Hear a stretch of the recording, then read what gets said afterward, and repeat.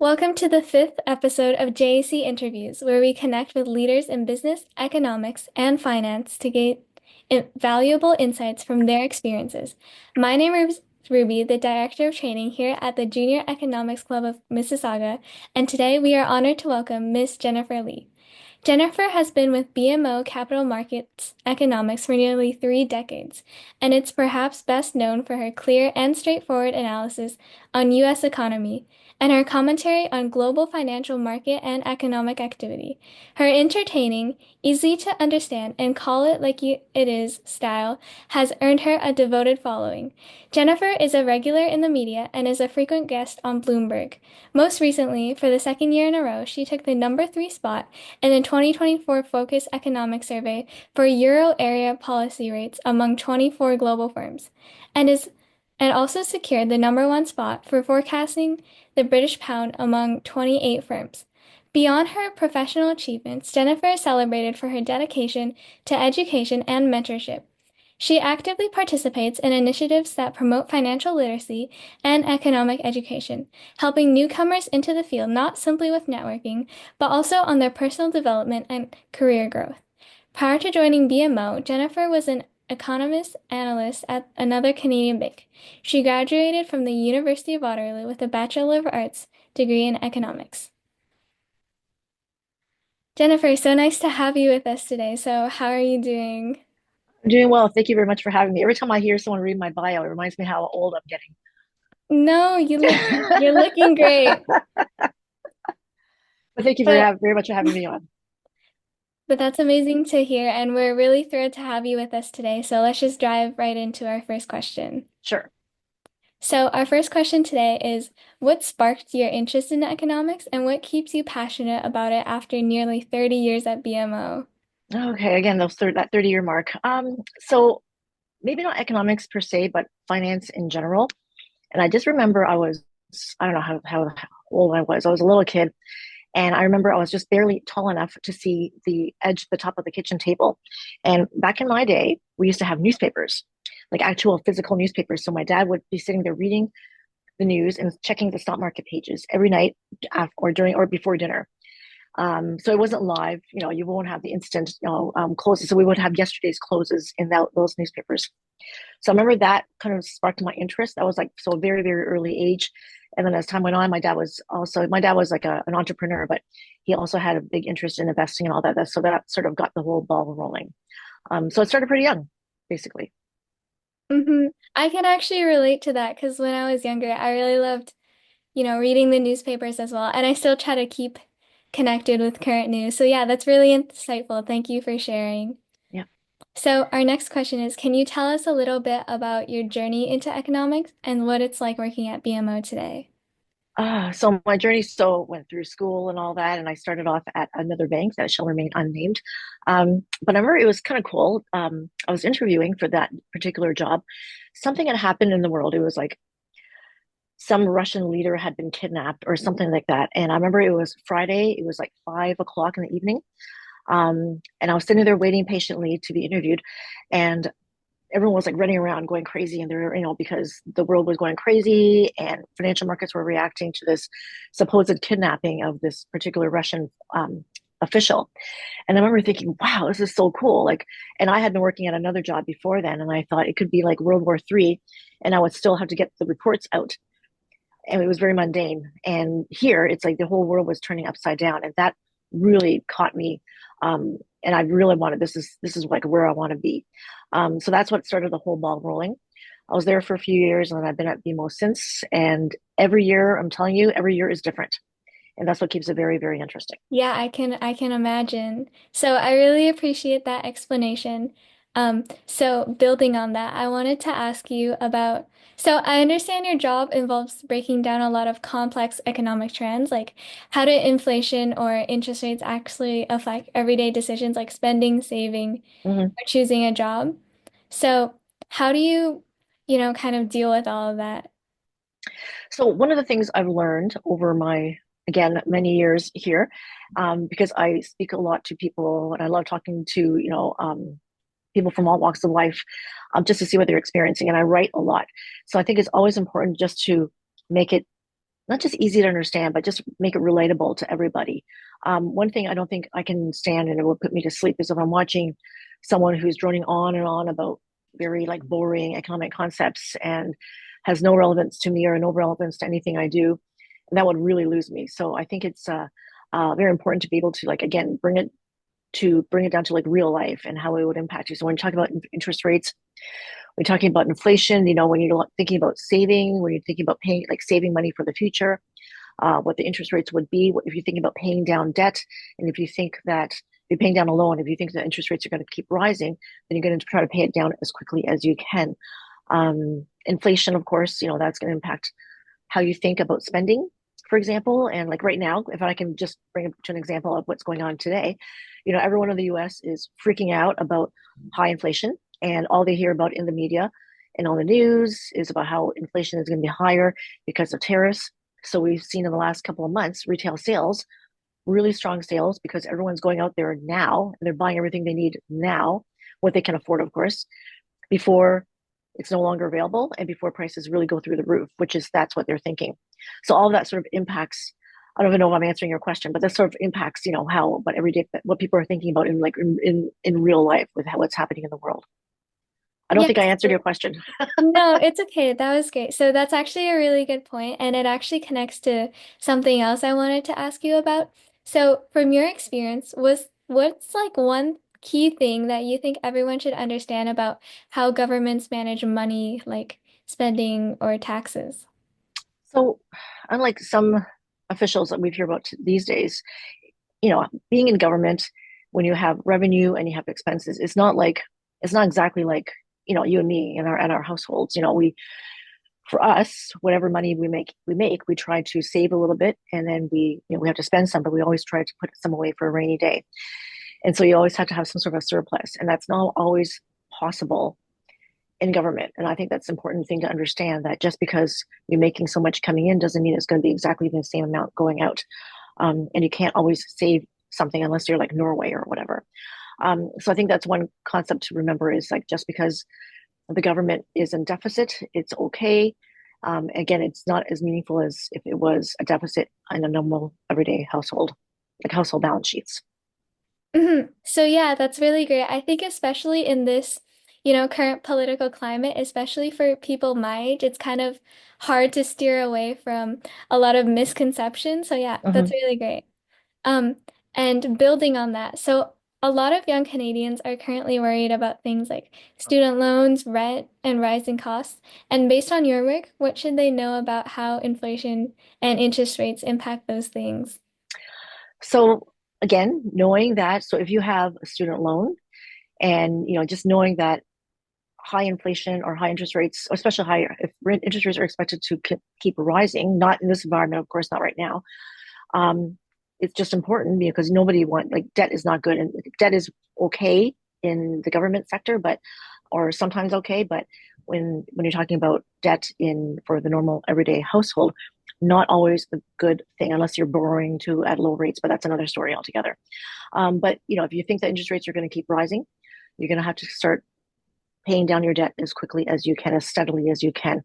Um, I think that's the main thing. Or if you think that inflation, or if you think that interest rates are going to continue to decline, and if you have a mortgage, for example, you might want to go into variable rate mortgages. But that's when things get kind of dicey. You have to be comfortable. You have to be able. I always say, like people are always asking, what mortgage rate should I be taking out? Should I do 3 year or 5 year, whatever? And my wishy-washy answer is always whatever will make you sleep well at night. Because if you're going too volatile, if you're going in a variable mortgage and rates are going all over the map and you're losing sleep at night, that's probably not the right way to think about it. If that makes sense. Okay, so yeah, that makes a lot of sense. Like having confidence in you and your financial decisions will help you, be more confident. Yeah, so that actually leads into my next question. So Okay. I understand you break down big topics like inflation and interest rates in a way that anyone can understand, which I think is really great. So what's one economic concept you wish every high school student knew, especially when it comes to money and life after graduation? Compounding. So if you put away like $100 a month or $10 a month, whatever, right? and you put it away in something at a whatever interest rate, and you keep adding to that. You know that it's not just 10 plus 10 plus 10, it's 10 plus the interest rate. And then whatever that level is, plus another $10. So it continues to grow. Again, the power of compound interest and saving is very important. So sometimes you might think, oh, it's like having a coffee, like for us, right? I do my Starbucks on a very fairly regular basis and I need it. But so in theory, if I wanted to put away my $3, okay, maybe that's not the right example to take because I'm going to keep spending that $3 every day on my coffee. But if you're going out for dinner like every night, for example, like that's probably not the best use of your money. So putting it aside and sort of being a little bit more structured with what you're spending it on. And then instead of spending every day on a certain item, you can put that aside and save it. And you can just sort of watch your money grow and just sort of put it away and not think about it. I think that's definitely an important thing to think about. Okay, so yeah, that's really insightful. I think me myself, I can appreciate that as a high school student. I think that's really good advice, like, considering p compound investing and compound interest. Yeah. Are all your friends working, by the way? Does everyone have a job? Um, I'm actually in grade 9, so not yet, but I think we're getting there. So yeah, that's really useful when potentially in the future when I start a part-time job and for all those Yes, high school students out there starting a part-time job, that's really something good to consider instead of rather definitely. than blowing all your money away. Yeah, Yeah. definitely. I mean, you can blow your first paycheck, but definitely take a little bit from each paycheck every single time you get one and put some aside. And then I, you watch it yeah, grow. definitely. I think that's great advice.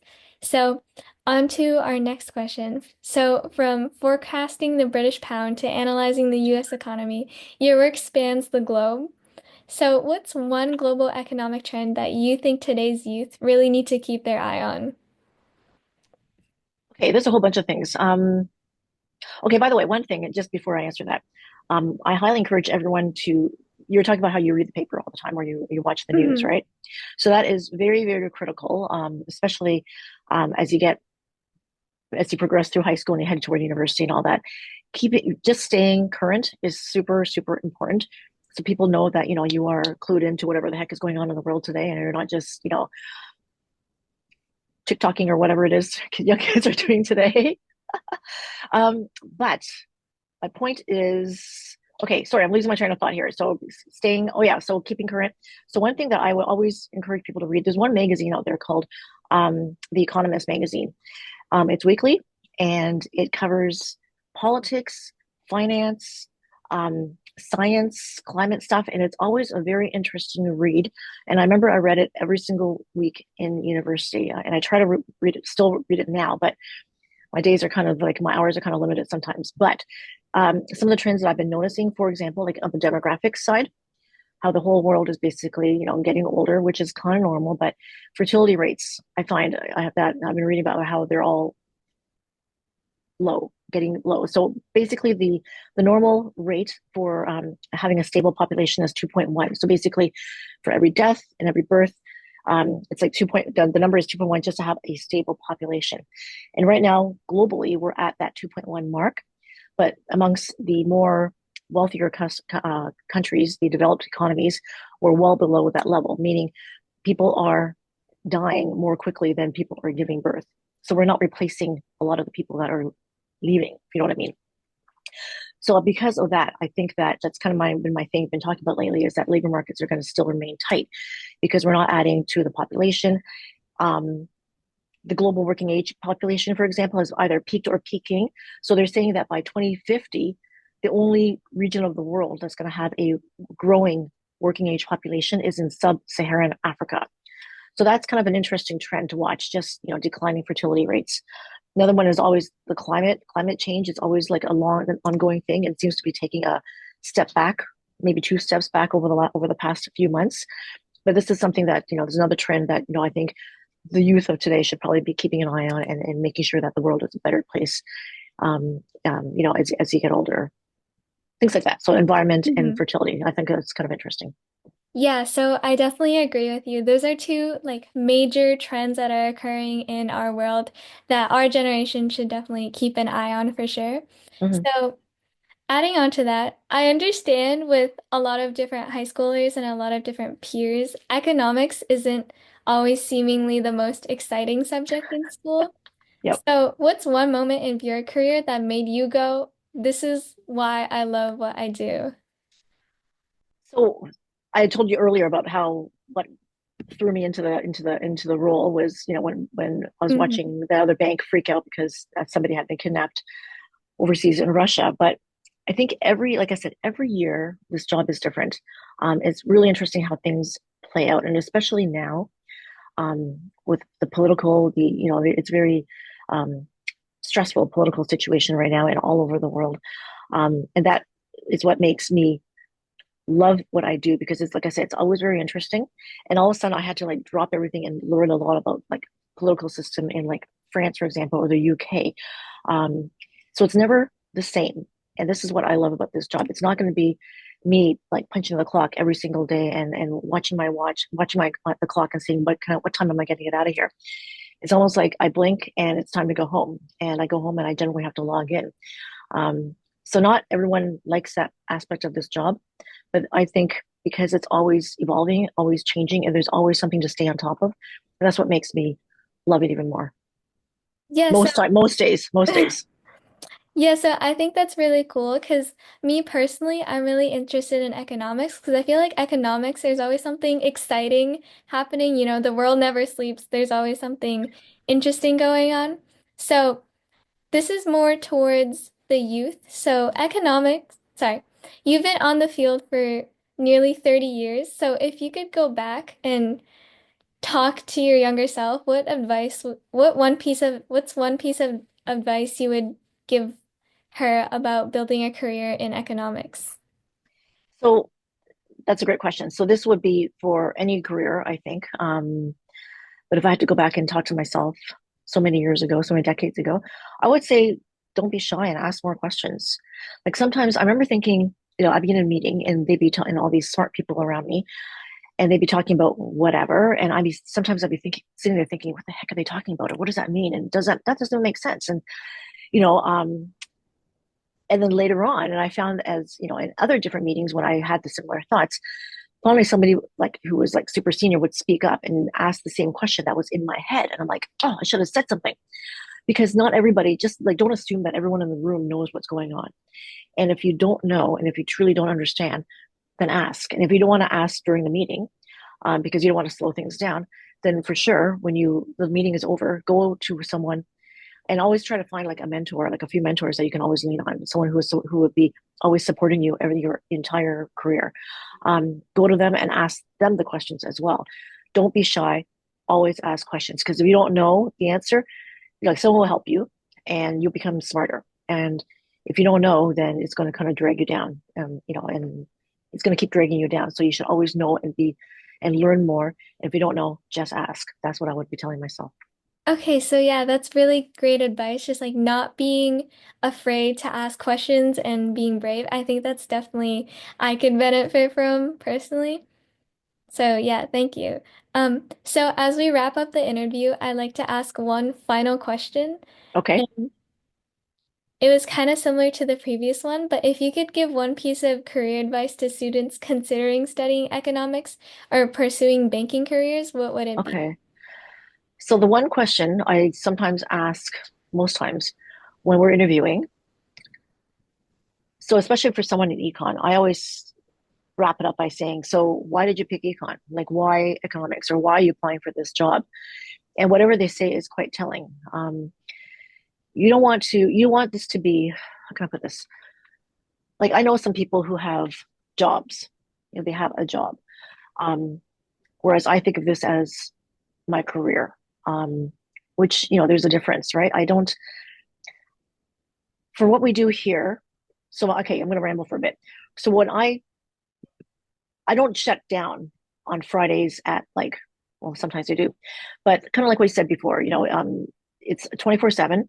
Just because it's Easter weekend, like this weekend is a long weekend, just because it's Easter weekend doesn't mean that Vladimir Putin is going to take the weekend off and not, do something bad somewhere. Or Kim Jong Il is not going to just like, not bomb someone or set off some sort of a detonate some bomb somewhere because it's like Easter weekend or a long weekend, or it's a Saturday morning. It happens 24/7. So you have to truly love what you do and enjoy it, and be driven by all these developments around the world, in our backyard here in Canada or in the US. And you have to really enjoy it. Otherwise, there's really no point because you have to what you want to do. The big test, by the way, I'm kind of rambling here again. The big test is on a Sunday night. If you go to, if you're wrapping up on a Sunday evening at 7 p.m., it's like, oh God, it's Sunday. I got to go to work tomorrow. If you have that feeling of dread, then it's basically time to find something else. You don't want, it's not a good feeling. And I've had it before. It is not a good feeling. You want to look forward to every day. It's not gonna be like it's not gonna be like that 100% of the time, right? There are gonna be days when you're kind of dreading it, but you really want to be enjoying what you do and loving it and not dread coming in on a regular basis. And I think that's critical for everyone, and no matter what field. Oh, and also realize that this is not, for what we do, this is not a 9 to 5 job, as I was kind of alluding to already. It's 24/7. Things happen, like the other night, China releases GDP numbers. So I made sure, I went to gym, I did my workout, came home, prepped my lunch, logged in at 10 o'clock and was able to type everything up as much as I could for these Chinese GDP numbers. So it is truly 24/7. You have to be able to devote your time to that. But at the same time, you got to enjoy what you do. If you don't like it, then, you got to pick another field. Okay, so yeah, that's really excellent advice. And I do agree. I feel like it's really important to be passionate about whatever you go into, especially in a field like economics. I have a lot of, appreciation for anyone in that field, such as yourself, because, you're truly ready to jump in at any moment. So, thank you so much again, Miss Lee, for taking the time to No share problem. your experiences and incredible insights with us today. I've definitely learned a lot from you, and it's been a pleasure having this conversation with you. Thank you very much for having me on, and definitely stay current. Everyone has to keep Mhm. your nose in the news and make sure you know what's going on. Oh, very, very important. And so, with that, we conclude our fifth episode of JEC Interviews. Thank you to everyone for tuning in. Be sure to follow us on YouTube, LinkedIn, and Instagram for more conversations with industry leaders. Until next time.